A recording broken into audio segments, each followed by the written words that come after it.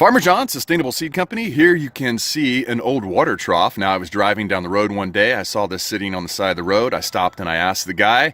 He's like, it doesn't hold water anymore, no good to me. I'm like, I'll pay you 10 bucks for it. That's perfect because it's great for planting in. Now here you can see I planted tomatoes, and this is what I call an upper zone. I love planting in zones. Mesclun mix is coming up on the bottom here, and peas are coming up on the edge. Now, what do I mean by this? The peas are gonna come up, and they're gonna drape over the side, so I'm gonna get peas on the side. The mesclun mix is gonna come up on the surface here. I'm gonna cut it back for delicious, wonderful salads, and that's gonna be the surface. In the upper part, I'm gonna have tomatoes, and those will overshadow the mesclun mix, but the mesclun mix will already be done.